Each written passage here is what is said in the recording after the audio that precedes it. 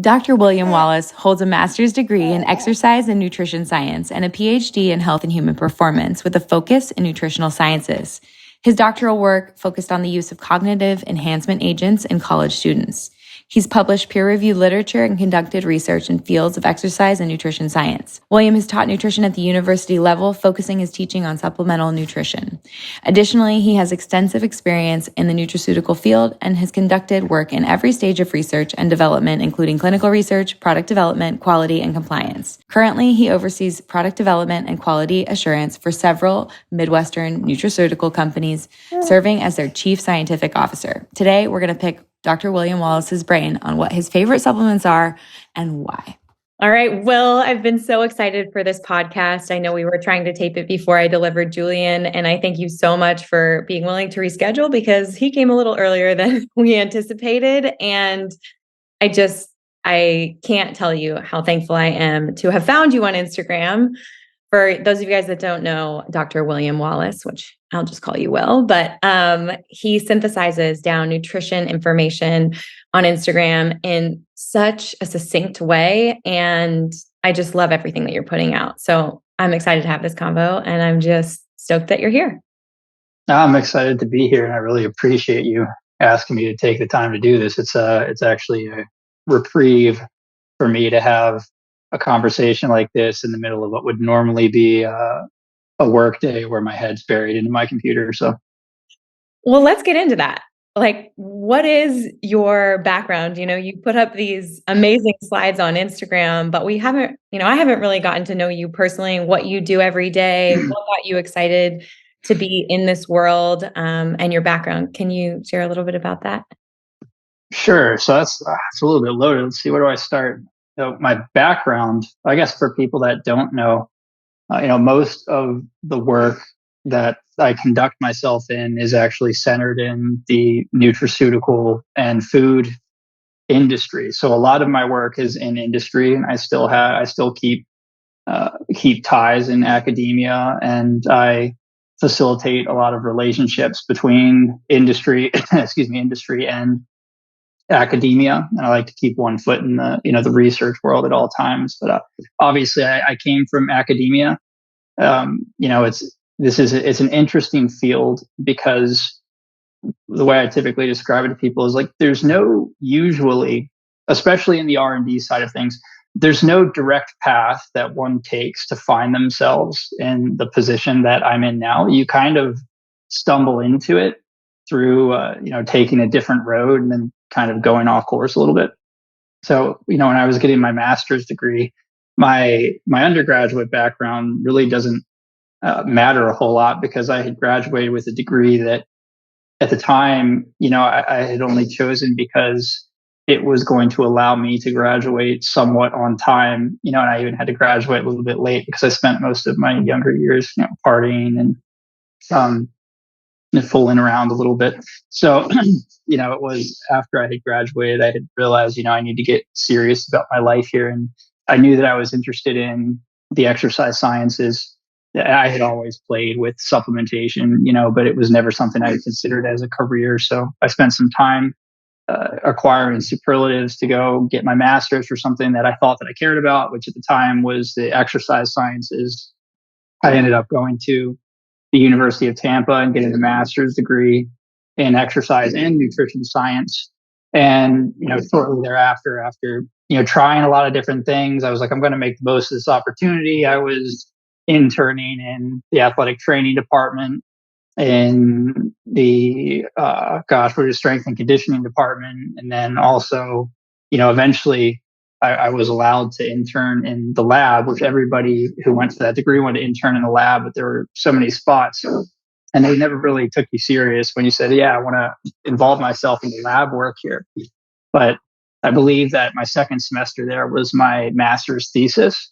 And so after spending an entire semester, working on this thesis and then presenting it to the faculty and students at the end of the semester, the people who were running the lab at the time after that were like, yes, like you're in, come give us a shot. And for whatever reason, that really it clicked. That type of work, it really just clicked for me. And so at the time, what I was doing was excuse my cough. We were doing a lot of work, and of course there were like exercise directed research studies, but also we were taking on a lot of work from industry companies, testing some of their, we would call them raw materials, to be studied, for incorporation, potential incorporation into supplements in the future. And so we were taking on a lot of grants like that. So that was kind of my introduction to really working with companies within the supplement industry. And a lot of it was geared towards sport nutrition. And so I worked in academia research and then moved on to external research, still with a lot of a lot of ties to academia, and still the same type of research. For, let's see, I did between my master's and being out of my master's, I did that for around 4 years. And then shortly thereafter, this is really what kicked off the industry career. Is I had got accepted for a job in product development for the company Life Extension in Fort Lauderdale, Florida. So I made a transition from what was more from more sports nutrition focused to more, for people who don't know Life Extension, they're more like health, wellness, and longevity. Yeah. And they tend to their demographic tends to also be a little bit older, like 40 plus. So not horrifically older, but also they do cater to like a much older audience as well, like, geriatric care type things. Excuse me. So that was really when I got thrust into industry. And at the time, I was the only person in that department who had yet to have my PhD. And so like my office I was next to somebody with a PhD in neuroscience. The person on the other side of me had a PhD in molecular biology. The director of scientific affairs across the hall from me was a medical doctor who was no longer practicing, but he had a bunch of pharmaceutical R&D experience and also specialized in pediatric care. So everybody that I was surrounded by there, and actually the reason that they had brought me in was because of my background in sports nutrition. They thought that I maybe added a perspective that the company didn't have. And so I was just really fortunate in that respect. So I think that experience for me I was incredibly fortunate to have that experience, because I think going from academia and also kind of a different sub-market in sports nutrition, sports supplementation, into health, wellness, longevity, I think what it did for me was it afforded me a lot of interesting perspectives when it comes to, say, the standard academic way to view some of these things, like supplemental nutrition, but then also viewing things from the lens of industry, and not just from the sense of, hey, we're selling supplements, but again, for people that don't know Life Extension, in the industry, they're considered one of the most scientifically reputable supplement industries in the world. And so, so I believe that, again, I was fortunate to fall in with a really good company. And then after a couple of years there, I moved on to another opportunity where I took on the role as a director of product development, and now the chief scientific officer of two separate nutraceutical companies in Columbus, Ohio.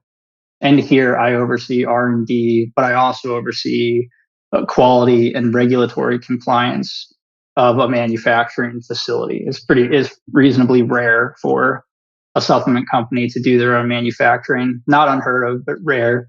So this, to me, again, it gave me a new perspective, because now I work a lot in the back end of things, not so much the forward facing marketing, but the back end of how all these products are produced. And so that is, I guess, a bit of a long-winded explanation of how I ended up where I am. And I think that I kind of got directed down this path because I've always been like really big in self-experimentation, and supplements afforded me an avenue to do that. So when they started to become available to me, and I'm always playing with different things, then I got more, into like, how does this work? How does that work? And now here I am. So it's long-winded, but that's how I got involved in all this. No, I love it. It's fascinating. And it's interesting to see where your path has taken you and how it's almost broadened the scope for you from just academia into sports nutrition, into, longevity, anti-aging, and really just looking at like that suboptimal nutrient level that someone might have and why supplements might play a role in making them feel better or helping them like live their most vital life. So I'm curious, like just going from academia into product development when, Mm. and I know life extension, like I think most people who supplement do. What do you think was some of the biggest drivers of product development and what you've seen happen over, say, like the last decade of supplements becoming popular in our community? Well, it's interesting because every company has their own philosophy. Every company has their own niche. And so if you look at a company like Life Extension, for instance, they consider themselves an information company that sells dietary supplements. And excuse me, I've been involved with several sports nutrition companies where, their goal is simply like we want to improve active lifestyle performance or sport performance. And the need, there's just so many niches and sub niches that people fall into. Like one of the companies up here that I work with, they're sports nutrition, and they primarily produce proteins, carbohydrates, and amino acids like creatine, because like, well, these are big time essentials that you don't necessarily have to supplement with protein if you're involved in sports, but it's very convenient and people use a lot of it. And so it fills that specific need. But there's at the same time, like that's not incredibly innovative as far as supplements go. It's like protein has been around for a long time, but the thing is, it's protein supplements are still going to be around for a long time because of the market, and there just keeps growing and growing and growing. Excuse me. On the other hand, Life Extension, their company philosophy, or what they try to do, is they're kind of, I guess, what you would call like they're in the frontier of product innovation and supplement discovery. And it's interesting because when I was there too, it's an older company. They've been around for like 30, 40 years at this point. And because of that, most companies that have been around that long, there are some things about them that are a little bit old fashioned. It's not necessarily a bad thing. It's just kind of how it is. And excuse me, one thing at the time that they have also gotten a lot better with since I've been gone was maybe an inability to communicate some of these like high level concepts to the average consumer. And I had somebody, like a friend of mine, who's very actively involved in the sports nutrition industry, was talking about Life Extension not too long ago. He's like, oh yeah, he's like, they don't really do anything that innovative, do they? I'm like, no. They're the thing. Like companies like that are so innovative in this industry that it's just flying over the heads of most people. So they're on the forefront of trying like new technologies, new say active compounds that are being found, like different botanical extracts, and they're playing with those for different purposes.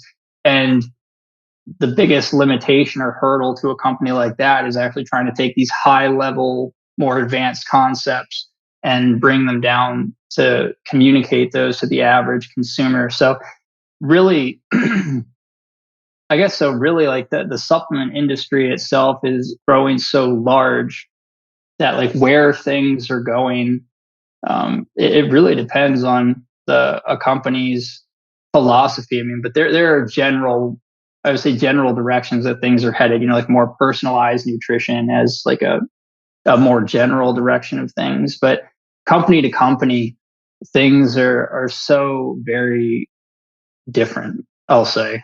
Yeah. It's hard to elaborate that anymore, really. No, I mean, it makes perfect sense. It's funny to me sometimes, being in the era of Instagram or, really beautiful marketing or influencers, and you'll see a nutraceutical company take off, a supplement company take off, and it's got beautiful branding that, a female might be attracted to and think it looks pretty, or it has funny marketing. And it's marketed as, like you're so effing tired, or like whatever it is. And you can look, and it's like a supplement pack, and you're like, well, I am tired. I'll get that pack, or, something beauty related. And we're being pulled in every direction. It's so many times I'll sit down with clients and they'll have those types of supplements. And, I did just mention a brand by Goop. I think they actually do a great job sourcing their supplements from a quality manufacturer and use the proper ingredients. But sometimes it's like, a multivitamin and then they're also taking a biotin on top of it, but the biotin's in their multivitamin, and they're kind of just pulled in the direction of marketing. And so sometimes it can be hard to really drill down and decide, like, okay, what's most important to take? Do I need a personalized approach? Or are there some broad categories that we can cover that would make me, ensure that I'm not like suboptimal in my nutrient status? And so, I mean, that's kind of the primary reason why I think I wanted to chat with you, is really to dive into the research and say, okay, if someone has never supplemented ever before, given your amazing background and life experience, what are some of those supplements that you think everyone should take? And on top of that, are there brands like Life Extension that are giving us a better, more bioavailable version of something that they just may not be able to know how to communicate to us is better? Man, there were a lot of questions packed into that. Yeah. So I will. So let me see. I guess I can start with this. Now, I do have a short list of things where I don't call them supplements that everybody should take. It's what I classify them as are things that are not always necessary to supplement, but widely applicable to most people. And of course, like where I'm coming from, I mean, I live in the United States, as do you. And so most of the data that I look at as far as nutrient deficiencies go is in the United States. And actually there's not many nutrient deficiencies, real deficiencies that are present in developed countries like the United States. They do exist, but more oftentimes you find, say, like a lot of people in this state between deficiency and sufficiency, which you call insufficiency, where, if you have any manifestations of symptoms caused by that insufficiency, they tend to be non-specific, like fatigue, irritability, insomnia, so on. And as you shift more to deficiency, then maybe you have like more clear understanding of what you may be lacking. But because real deficiencies are not that common in the United States, it'd be hard for people to determine, well, what kind of things do I need? Especially because something like you had mentioned, I think it was offline before this started, with biomarker testing, is although there are tests that are widely available that can be quite useful, things like serum vitamin D levels tend to be very indicative of vitamin D status, but there are also biomarkers, things like vitamin A, calcium, zinc, which the serum levels tend not to be very indicative of what your actual status in those things is, unless you are you're actually approaching a pretty severe deficiency. And so in that way, you're like, well, how do I know what I need and what I don't need? And so my answer to that is that right now, there's not a perfect method for determining all of your needs. And so personalized nutrition is evolving. And excuse me, of course, nutrition should be personalized for every individual, but as there's no perfect system in place or perfect protocol in place to determine what your personalized needs are, what do you do? And so what I tend to think from a general perspective, first of all, I look at like large data sets of numbers and see, what do most Americans tend to be missing? And the Department of Health and Human Services and the Department of Agriculture have listed 4 general nutrients as nutrients of public health concern in the United States. Specifically, those are vitamin D, calcium, potassium, and excuse me, and fiber. And then also those nutrients shift a little bit depending on the specific demographic. Like if you're looking at people 60 plus years old, protein then becomes a nutrient of public health concern. If you're looking at pregnant women, then folate and iron become nutrients of public health concerns. If you're looking at adolescent children, magnesium and zinc, and little girls, then iron also falls into that category. So excuse me. So for the general population, there tend to be those four: vitamin D, calcium, potassium, fiber. All of those besides calcium, I think in upwards of 97, 98% of Americans report that they're not getting enough of those three things. With calcium, I think it's about 50%. But there are also several other nutrients that fall in that 50% category, like 50% of Americans report not getting enough magnesium. And so in this case, I don't say that people, like everybody needs to take a multivitamin. And that's more of a generalized approach. That's really not like personalized. However, what I do think something like that it does provide in many cases, a low cost, low risk insurance policy for most people, because like you can't always figure out what exactly you're missing. So what do? Well, you can take something that's low cost, low risk, and does kind of, provide you with your essentials, even if you might be getting, say, more than necessary, like some B vitamins or other water soluble vitamins. Like that's not likely to harm you. And that's what I mean by low risk. But then to your point, if you're taking a multivitamin that has 100% of your RDA of vitamin A, and then you're taking, a vitamin A supplement on the side that's pushing you towards the upper limit, is that entirely necessary? No, at that point, you're increasing your risk for unwanted side effects.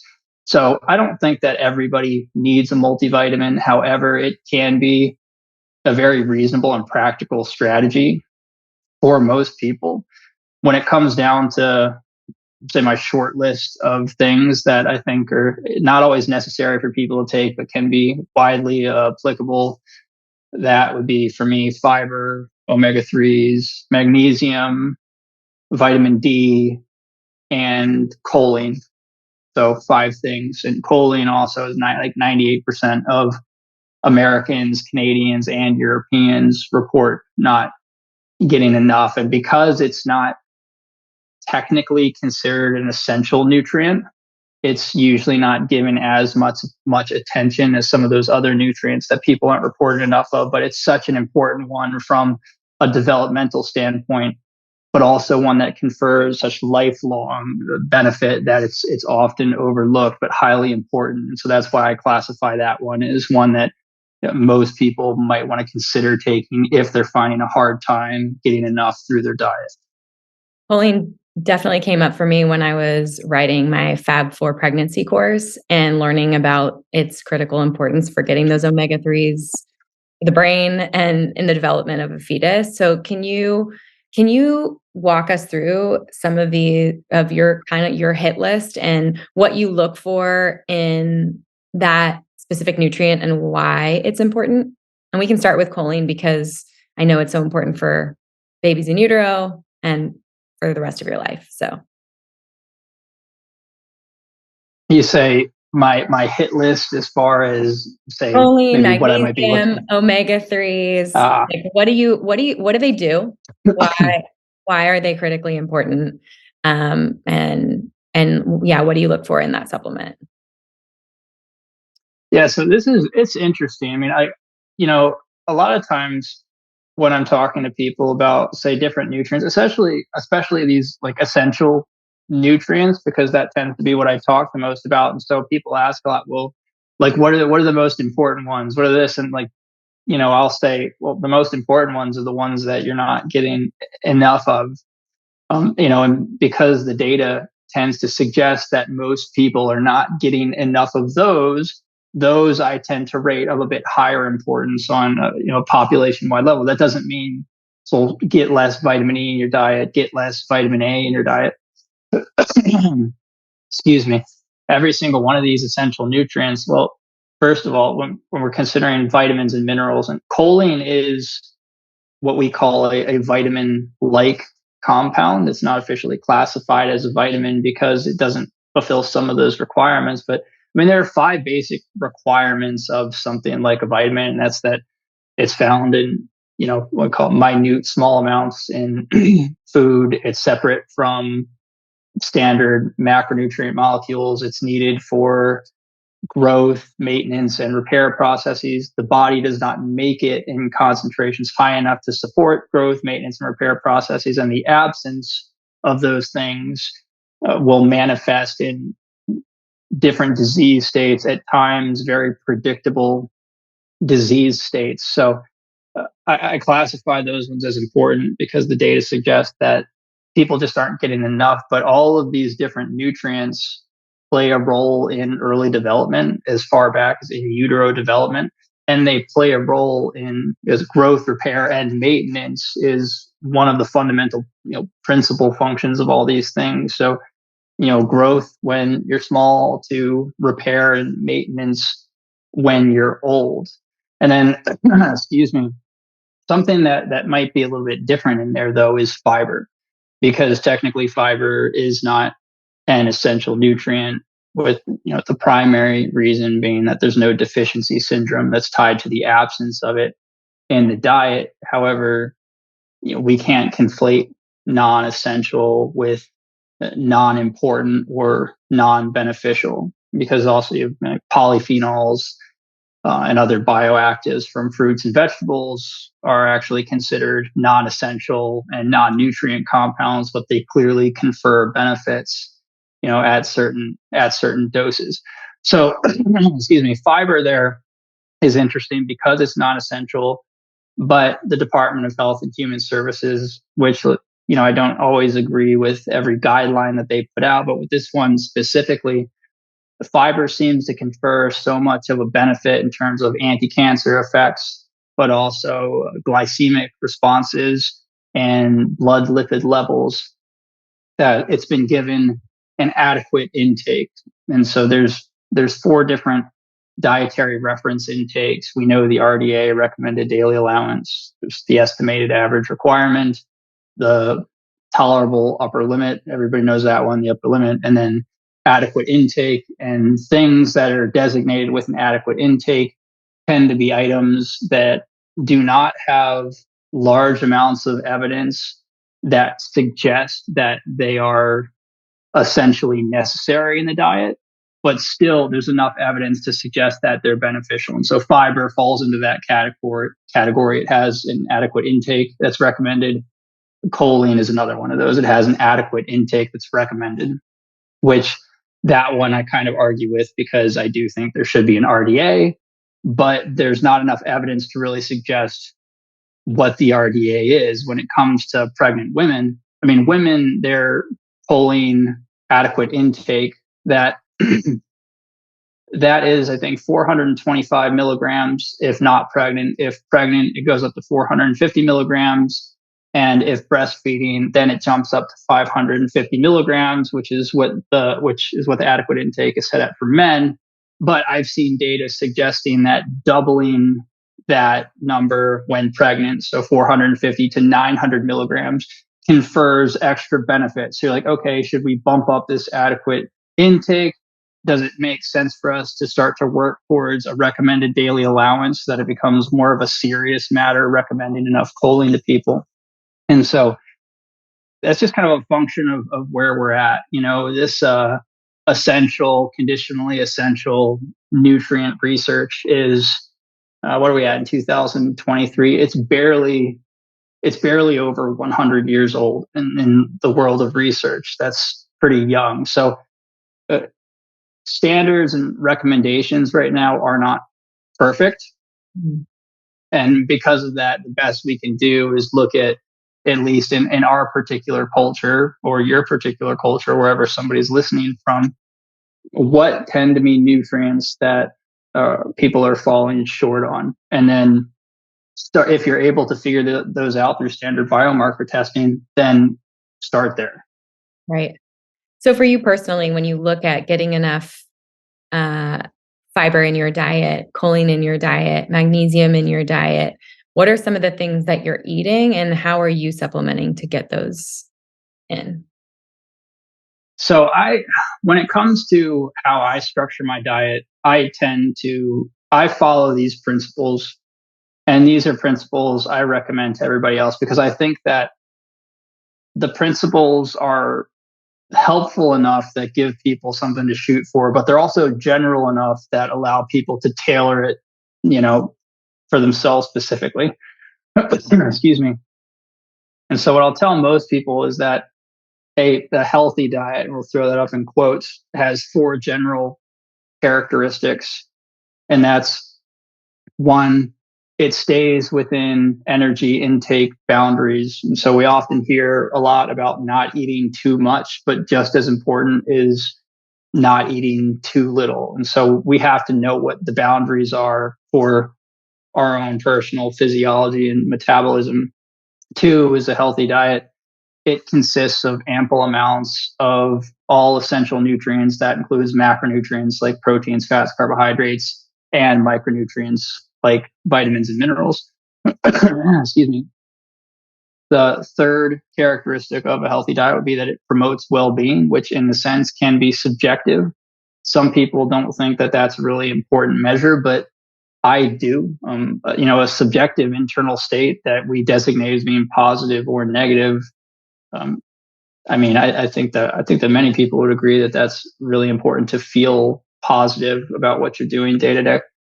And then the fourth characteristic is that your diet should reduce your risk, at the very least, not increase your risk, but should reduce your risk for nutrition related diseases.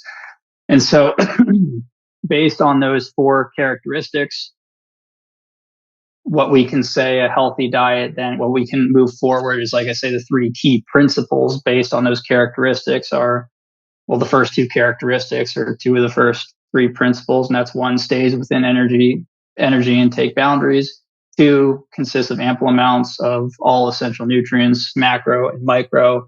And then three, consists of, and this is where it kind of gets more, I don't want to say murky, but more personalized, because there's really no there's established levels of some things depending on what certain outcomes are. But let's say consists of beneficial non-nutrient compounds like fiber and dietary polyphenols, while still adhering to the first two principles.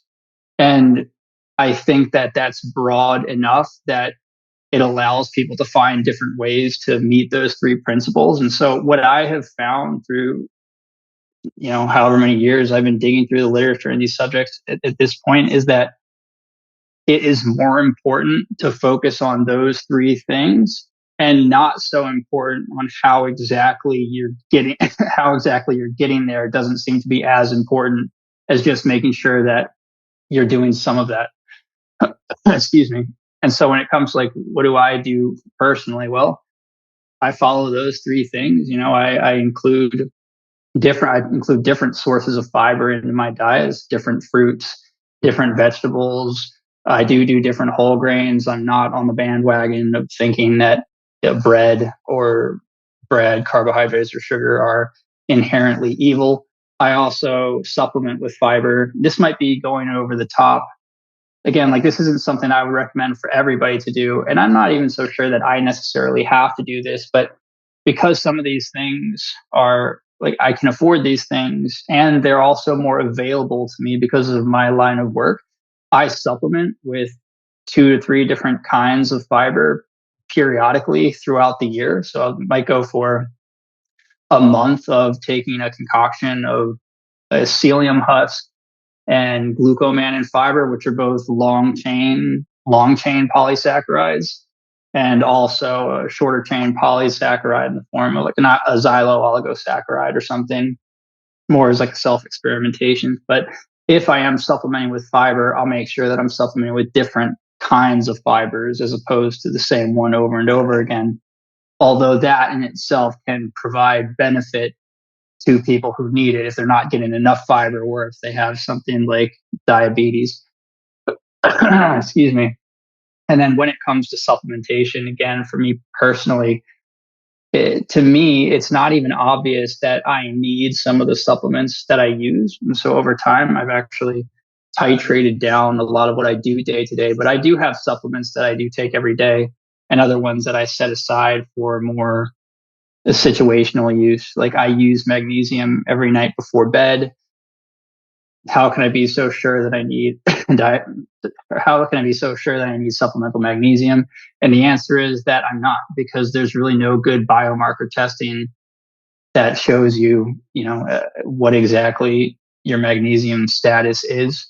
It's one of those minerals that's very like tightly controlled in the blood. Yes.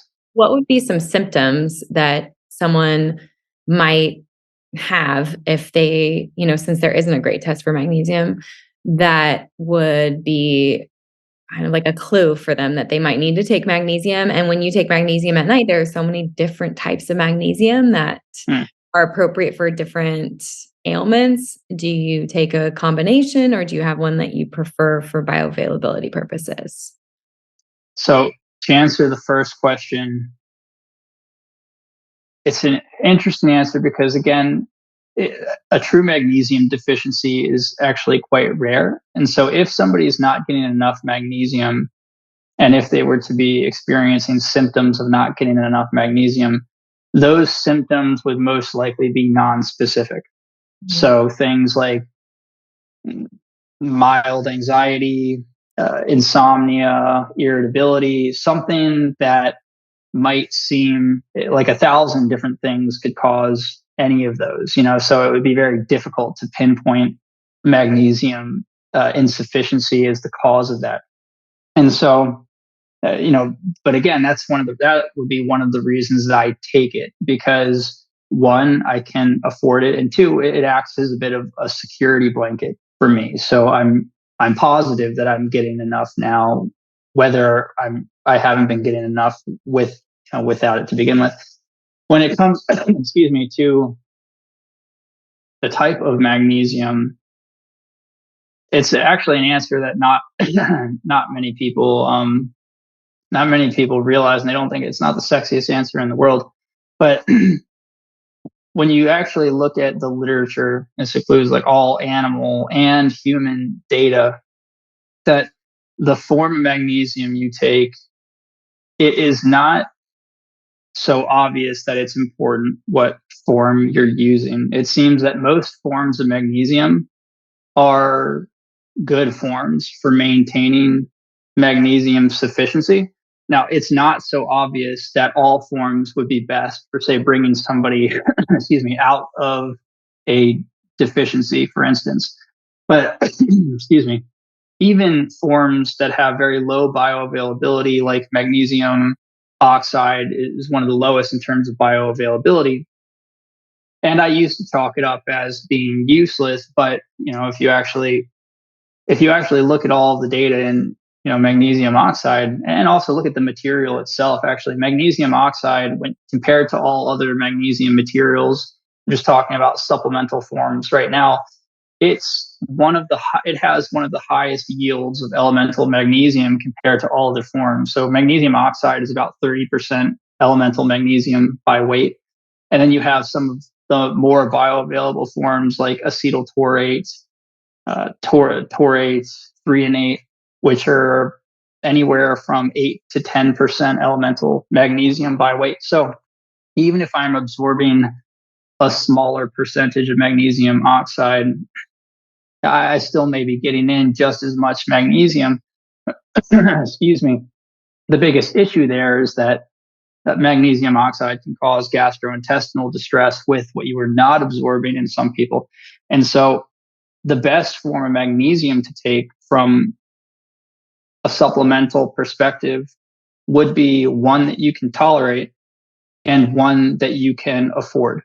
And so it does, excuse me, it's cough, but it does seem that the long-term effects of magnesium supplementation are going to be the same, irregardless of what form you're taking.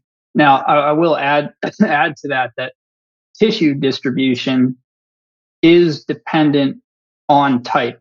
And so you do have different types that, at least short term, will tend to accumulate more in different target tissues compared to others. Like glycinate, for instance, will accumulate to a good degree in skeletal muscle tissue. It can also penetrate into brain tissue. A lot of people listen to Huberman and they hear like, oh, 3-8 goes more into brain tissue. And so does acetyltaurate, actually gets into brain tissue to a higher degree than 3-8 does. So does taurate. Citrate will accumulate a lot in cardiac tissue and skeletal muscle tissue short term. The thing is that so long as you're consistently getting enough magnesium, your body's going to move it around as it needs to.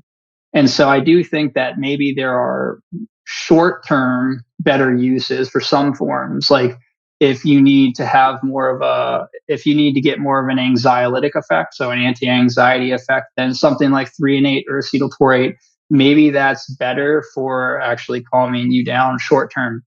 But if you just want the long term health benefits of magnesium, which is what I'm mostly concerned with, then it really doesn't matter what form you're taking. And I also don't think that people realize that, like, different forms of magnesium are also found in nature. Like magnesium citrate, that's an organic form of magnesium that's found in a lot of citrus fruits. It's magnesium bound to citric acid. Magnesium oxide it's an inorganic form of magnesium that's naturally found in a lot of different vegetables. Magnesium bound to proteins and amino acids that is found in a lot of animal tissues. So that's maybe not a very sexy take on what forms of magnesium to use, but that's the take. And so for me, I use one that's reasonably affordable, and that's glycinate.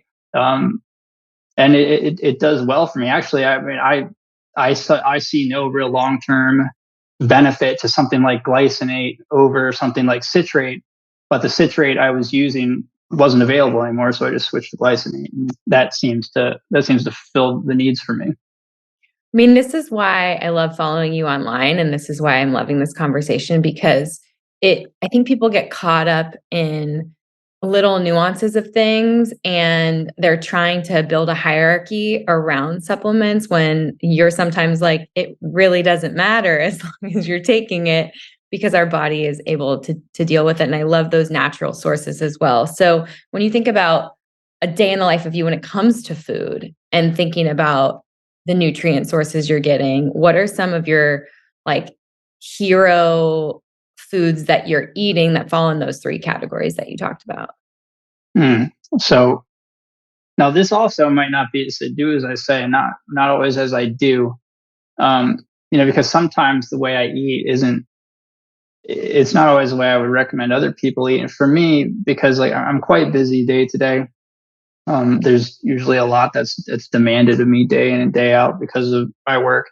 And so because of that, I have found different ways of eating and food types that say quick to prepare, or like in every morning before I head out for work, I basically just throw a bunch of stuff into a smoothie basically and blend it up. And excuse me, I get that in on my way to work. And so that includes, for me, that includes things like oats, and you can make an argument for oat powder being, more of it is absorb more things like phytates, if people want to freak out about those, or broken down when cooked. But I mean, you're still getting the fiber if it's not cooked, whatever. Anyway, so oats. I'd put egg whites in. Sometimes I drop a whole egg in. Of course, your absorption of different amino acids changes based on the way that something like an egg is cooked. But I also put like blueberries, walnuts, unalkalized cocoa powder, things like that. And so, but I guess the point of me saying all this is that my nutrition day to day is actually very consistent. And I do think that you should have a lot of variability in what you eat. So my variability usually comes at dinner time, because that's when I might actually have more time to prepare something. But the rest of the day, I'm pretty consistent with what I eat. So I eat a lot of blueberries. I do tend to do a lot of oatmeal. No, it's not always raw. Like I cook oatmeal, but I do a lot of potatoes, and I'll switch up my potatoes from sweet potatoes, yellow potatoes, red potatoes. I have purple potatoes if I can find them at the grocery store from time to time. Let's see, for lunch today, it was like shrimp and sardines were my protein source, and I tossed half an avocado in there and mixed up. So I do a lot of avocado. I do try to add a fish source a couple times a week, whether that is from salmon or sardines, which is a really cheap and good way of getting omega-3s that are lower on the heavy metal spectrum. In the afternoon, I eat a lot of beef, so I will have like red meat a couple times a week, possibly turkey. Excuse me. And then I also enjoy treats from time to time. I get these nice little ice cream sandwiches from BJ's and Sam's Club that I'll enjoy routinely. But within the way that I eat, I found that it helps me get through my day to day feeling good. My blood work looks great, and the food that I prepare is also reasonably quick. So it does. Again, I will say again that like variability in your nutrition is insanely important. Sometimes my variability doesn't seem like it should be as high as it is, but within that way that I have found is very convenient for me to eat. I've also that's how I've kind of determined what kind of supplements I might need more than others. And there are things that, let's see, I'm supplementing with fiber, and I take a multivitamin 3 to 4 times a week. I don't take a multivitamin every day, but again, I take it as an insurance policy. I know that there are days where, like, for instance, getting my blood work done to see what my zinc levels are is not going to be incredibly helpful because I'm not deficient in zinc. But I know for a fact there are some days of the week where I'm not hitting my RDA of zinc. And so it's not always insanely important that you're hitting an exact number of a certain nutrient every single day. What's more important is that you can look at the week and say that you hit an average, basically. Or you can look at a long period of time and say that you've hit an average. So every now and then I do supplement with lower dose zinc. But like I said, I do take a multivitamin 3 to 4 times a week. And then other supplements I use every day.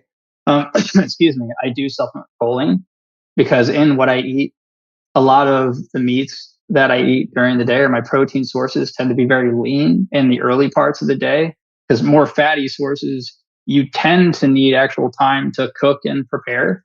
And admittedly, I'm not always the best with taking time beforehand to prepare things.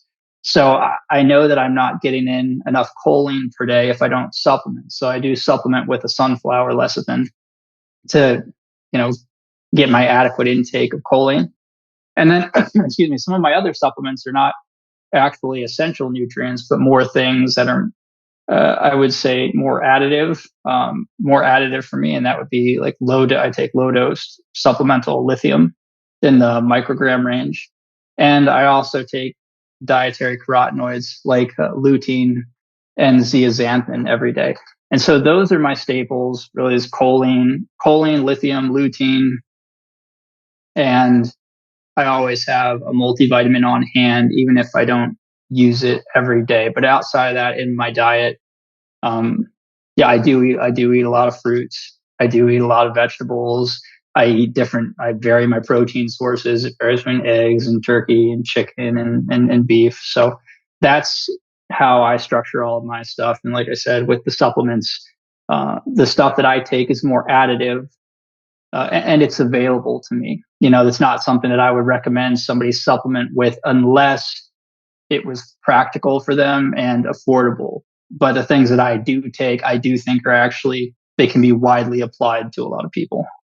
No, absolutely. And when I actually look at your diet, I mean, I'm seeing a lot more variety than I see in even some of my clients, and a lot of like a lot of quality macronutrients, micronutrients, minerals. Like, I'm curious about your smoothie. You're just dropping raw egg whites or a raw egg right in there. So you're getting your choline and lutein in that raw egg yolk when you do it, right? Okay, I guess I'm getting some. I'm not really sure. I'm not sure actually how choline bioavailability is from a raw egg because I know that the protein bioavailability actually changes, from cooking method to cooking method, with raw being actually like, you have the least capacity to absorb that, at least when you're talking about the proteins within the yolk. Excuse me.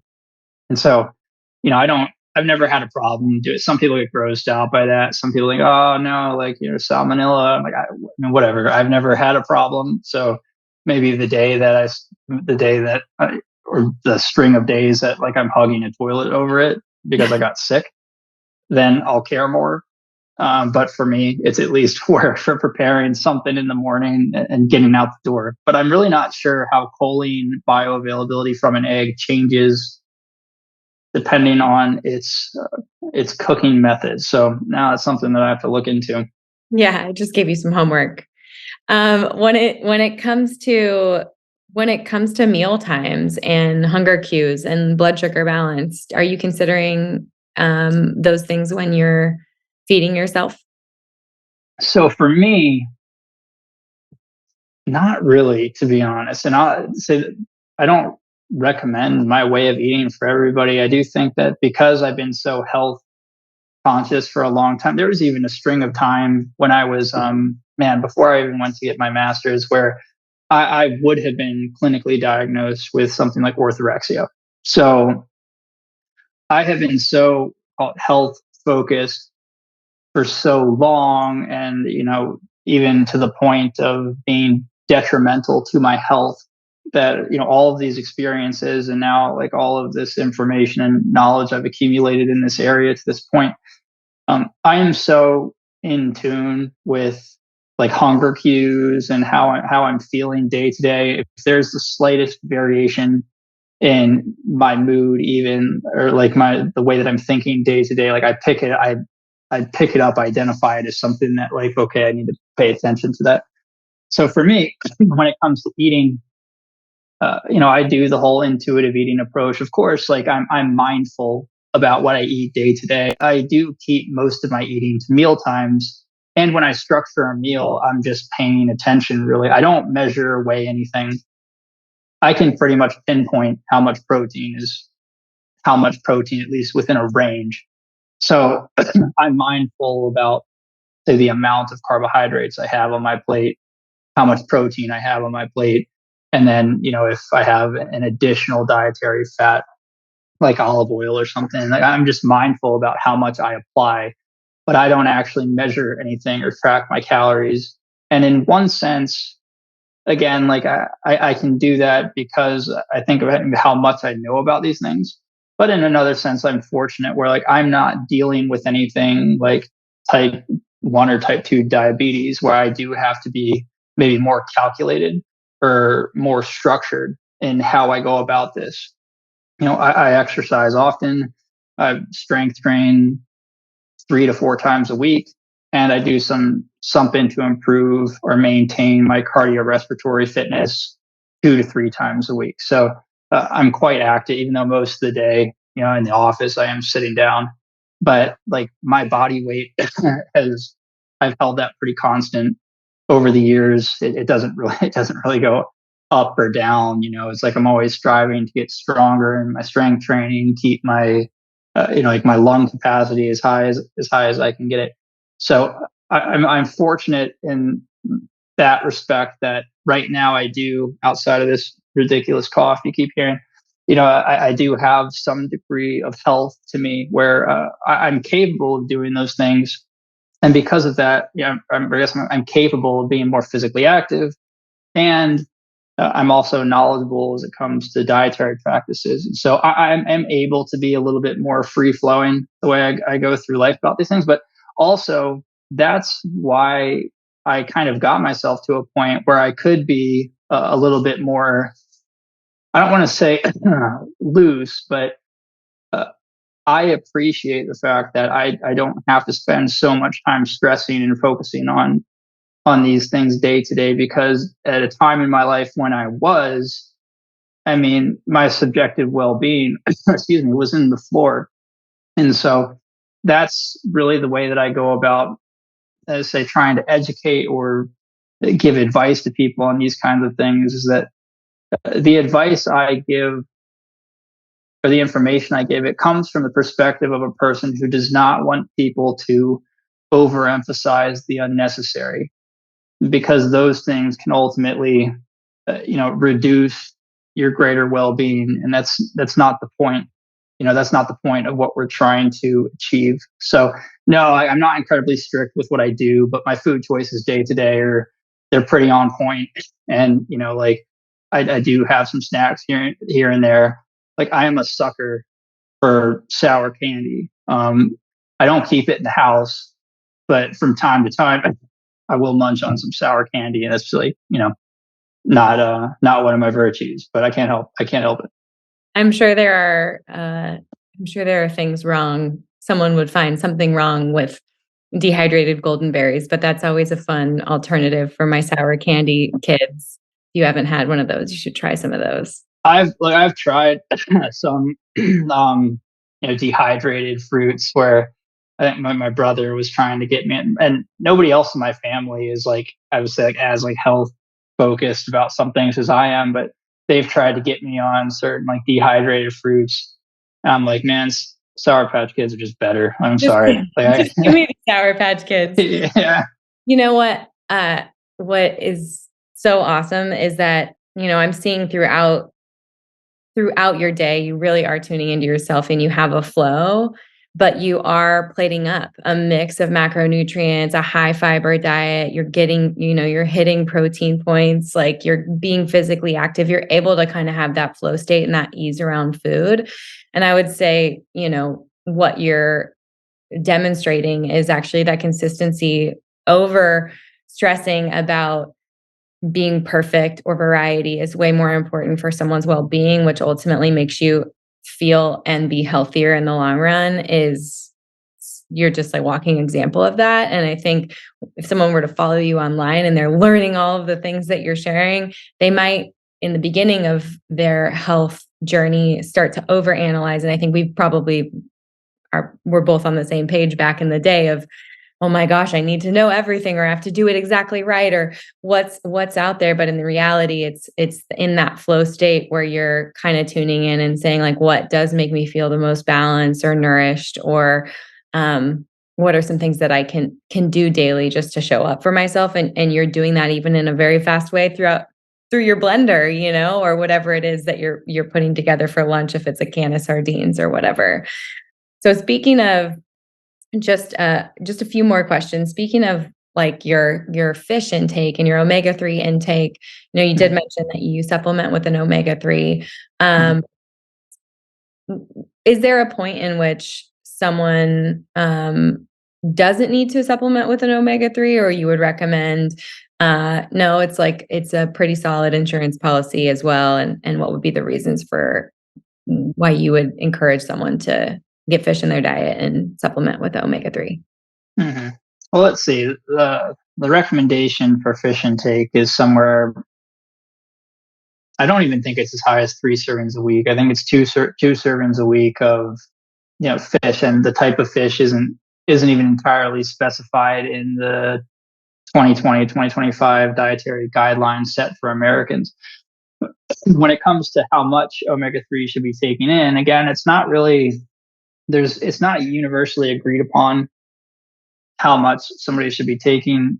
We do have markers like reasonably good biomarkers like an omega-3 index. That's, again, there's no officially agreed upon level, at which that somebody should be at for that. But generally, and for people that don't know, the omega-3 index tells you what percent of red blood cell membranes are made up of EPA and DHA. And so generally, over 8%. If your omega index is 8% or above, that's what we call desirable. And that's a pretty good indicator of omega-3 status. And so eating fish, or a serving of fish, or say like sardines, they're saying like twice a week is not enough to get most people to that 8% or above. It would probably get a good deal of people somewhere between the 4 and 8% range, but even hanging around that 4 is considered too low by too low by many. And so again, for me, having an omega supplement, a good omega supplement, because when it comes to omega, quality is more so important than a lot of other types of supplements. Then I use it as an insurance policy, and I actually haven't gotten my omega-3 index checked as of late. But what I do is take 2 grams of supplemental omega-3 daily. That's total omega-3, because within that, depending on the oil you have, there's going to be a different makeup of EPA, DHA, and then other unspecified omega-3s. But generally, what I'll do is take at least 2 grams of supplemental omega-3 daily, and I'll eat something like sardines, mackerel, or salmon. I'll have at least 2 servings of that a week. Sometimes I'll go through periods where my supplemental omega-3 will be as high as 4 grams a day, and then I'll still maintain that fish in my diet. And so I know there used to be a concern that too much omega-3 would act as an anticoagulant in the blood, but it's really not obvious that is of any real concern to people, even at 6 grams and above. And so I know some people who take 6 grams of supplemental omega-3. And for me, the way that I think about that is like, okay, if it's not harming you, then cool. I mean, it's providing you benefit. And if it's not harming you, then great, especially if you can afford that. But omega-3 supplements, and good ones, tend not to be very cheap. And so for me, yep. So I look at it from a practical perspective, and that's like the average consumer. And because because I am in the industry, I do tend to try to think about these things from the consumer's vantage point. And so part of creating a good product is how available that is to the consumer. And so price point absolutely matters here. So what you want to do is recommend them to take, let's say, an amount that would offer benefit, but you don't want to instruct them to take an amount where they're like, well, I can't afford that long term. And then you reduce the availability of that, which could be helpful to a lot of people. And so what I would tell most people is, if you're going to supplement, take at least 2 grams a day, and then also add fish in your diet. So it's important to mention that this is the case with omega-3s. It's also the case with things like multivitamins, is that one of the potential downsides to those things in the average person taking them is that it may provide them with a false sense of security, thinking, okay, like now I don't have to have, any source of omega-3 in my diet. Now I don't have to have some of the, different types of fruits and vegetables that are giving me some of these important vitamins, because I have, my multivitamins. So that's like the one, I would say one of the biggest things to keep in mind, is that if you're going to do these things and like take certain supplements to use as an insurance policy, do not neglect getting those same things from regular dietary practices as well. It's like it's not a substitute. It is a supplement. And so that's the most important thing to keep in mind when dealing with supplements, is don't allow them to give you a false sense of security. Take enough of what is going to, again, provide you maybe a safety blanket without giving you a false sense of security.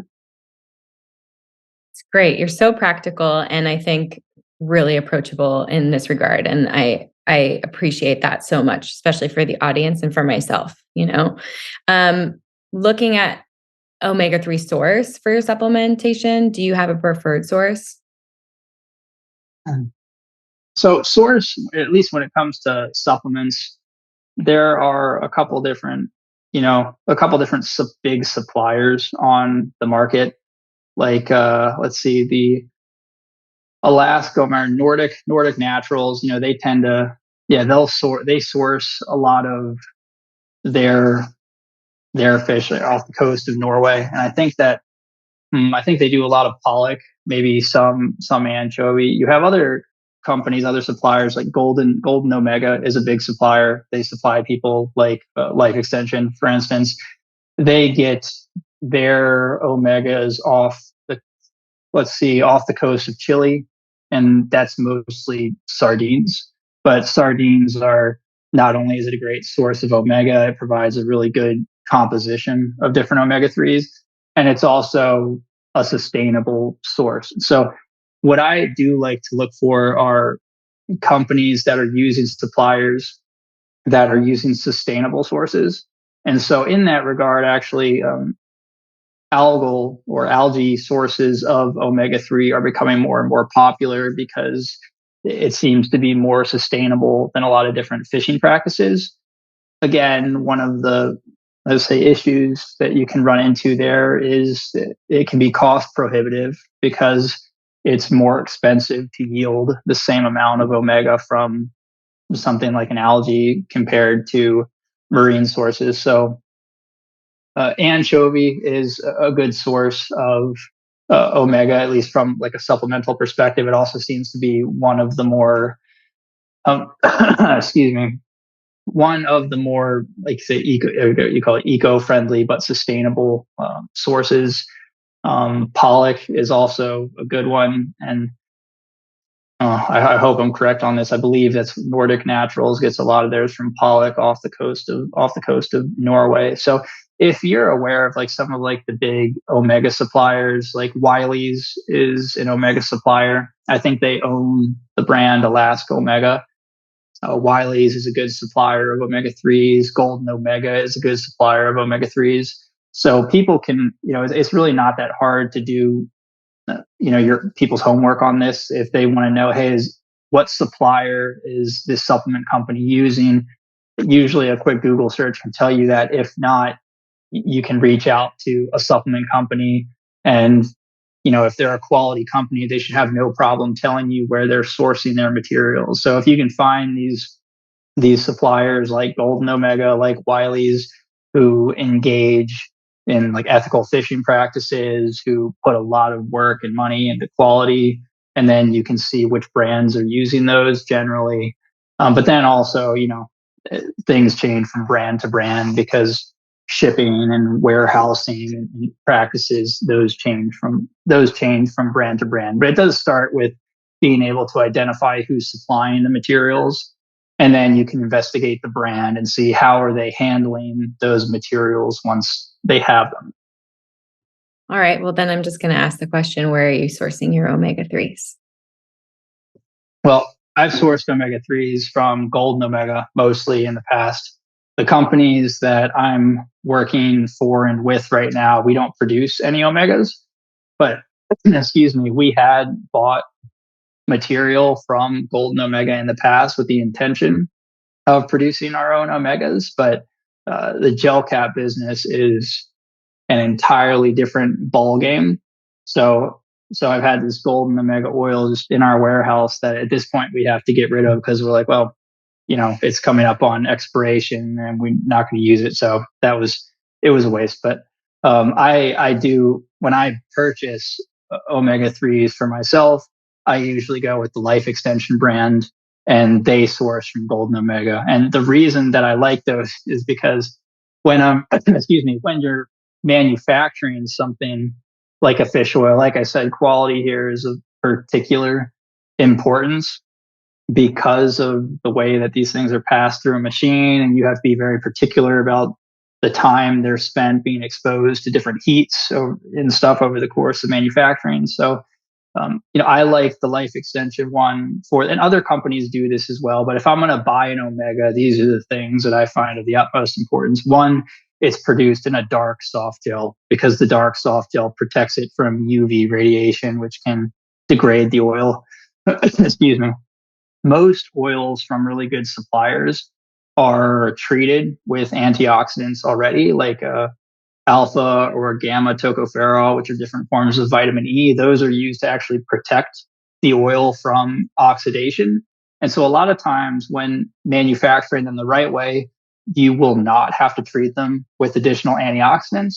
But I like Life Extensions because they also add in and treat them with a different olive oil extract that contains tyrosol and hydroxytyrosol, two active constituents in olive leaf. And those particular actives are interesting because they're amphipathic is what we call them, meaning that they have a fat soluble and water soluble component, and it allows them to effectively protect different parts of a cell that are both lipid soluble and water soluble. So when purchasing omega-3s, dark soft gels are usually best. It's usually nice to see when companies treat them with additional antioxidants, something like, an olive leaf, or at least they're claiming that they're using different vitamin E's on the label. At least when buying, that's the big thing to look for. And so when I'm manufacturing, it's different, because you have to be able to remove oxygen and metals from the oil, and also treat with antioxidants at that time. But when you encapsulate it, you can add different ones. So there's a lot that goes into it. But I like dark soft gels, and I like to see companies that are treating with additional antioxidants, like sesame lignin is another good one to see in combination with the oil, because of its ability to protect multiple subcellular compartments. So it does get a little complicated. It helps to know these kinds of things when investigating which products you want to buy. Just an example of why we're just scratching the surface of your knowledge. That was great. No, I think that I hate when I see people purchasing supplements that may have oxidized, or that may not be necessary, or spending lots of money being sold on marketing. And I think you're just such a great resource for what is practical, and looking at the research and helping all of us just supplement a little bit better. So thank you for that. So I want to just close it out with anything that you're excited about, like any new supplements or products on the market, or things that you're actually waiting for, excited to see happen, come to fruition for consumers. So I'm excited to see where this personalized nutrition thing is going. Now, there's not like a single event that I'm waiting for. It's like, I can't wait for this to happen with people. I'm excited to see the direction that some of these things take. As far as products, at least when it comes to new things, the industry is going through a period right now where novelty is coming in the form mostly of different delivery technologies. We're not really finding, I would say, new supplements enter the market at the same rate that we had been like the previous 10 years. So a lot of what's new right now is different delivery technologies. And then as personalized nutrition, we advance there, then I'm sure we'll see new novelties come to the surface. There are cool technology companies that I have seen and been talking to for years, and are now starting to put things on the market where they're actually using, these AI based machines, where, one example is a company who they basically ran different plant materials through the AI, and the AI is identifying different peptides that are, inside, like different peptide structures inside of these plant materials. And then what it's doing is suggesting these certain peptides in certain concentrations for different, biological targets. And so then what this company will do is they'll do that, and then they'll take that information and they'll run a research study on like a target where, like, hey, this might be able to be commercialized. They'll run a study on this target, and what we're seeing is actually that some of these things are actually working out pretty damn well. So and so I think once all of this AI stuff again continues to advance, then we're going to see a slew of like more novel ingredients hitting the market.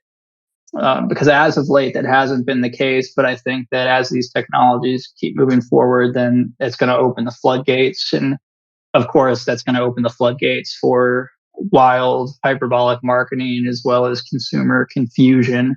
Yeah. So what am I excited about? I don't know. I mean, I love the work that I do. Like I know that how some people feel about supplements, and they tend to look at them not in a very positive light. And so, I'm not a supplement pusher. I don't push them on people. I try to give realistic expectations with things. But I love this industry. It's not work for me. I've had a lot of fun doing it. And so I'm really just excited to see where everything is going with this stuff. As for me personally, um, you know, what am I personally excited about is, I'm working on my own podcast as of late, which at the moment is I'm operating on a monthly release schedule because of everything that I have to do to put into this particular style of it. And I'll be operating on the monthly release schedule until after October, at which time it'll become bi-weekly. And then by the start of 2024, it should be a weekly occurrence. But because of some of my work obligations right now, I can't dive in and make that a weekly thing. So on a personal level, that's what I'm excited about. On a professional level, nothing particular. I just, I love what I do, and I'm excited to stay doing what I do for as long as I can, really. I'm so thankful for people like you that have just the knowledge, understanding, and experience to bring the nutrition information and synthesize it to the masses. And then also just knowing, like in my personal experience, postpartum depletion, and where my blood tests were coming back deficient in nutrients I thought that I was getting enough of, or not deficient, insufficient, suboptimal, but I was feeling fatigued, and I was feeling, obviously a mom of 3 kids under 5 is a lot, and running my own business. So, stress and kind of life events happened, and it showed up in my blood work, and it showed up in those like kind of symptoms that are hard to pinpoint. And so I'm really grateful for good quality supplements that can kind of fill in the gaps and be the foundation, be that supplement to help me get where I need to go to feel my best. So I'm so excited to tune into your podcast and follow along. And I'm excited for our audience to start following you, because I just think you're such a resource. So thank you for your time, Will. And where can people follow along? Where can they listen to the podcast? The podcast should be available on most podcast platforms: Apple, Spotify, Google. I know there's other ones in there, iHeartRadio. But most of the obvious podcasting platforms, people can find it. They can always go to my Instagram page to find it. It's at Dr. Wallace. And so I'm on most social media channels, I guess, platforms. Instagram is probably that's probably where it would be the easiest to get a hold of me. As I get rolling with this podcast stuff, though, um, I'd probably spend more of my time on the podcasting, and then transferring at least some of that to the podcasting platforms and to YouTube. So it'll probably become more difficult to reach out to me on something like Instagram soon. But for now, if somebody's trying to get a hold of me, that's kind of the primary location that you'll find that I actually engage with people. I love it. Well, thank you for being here. Thank you for your time. And I'm excited to follow along. Well, thank you for having me.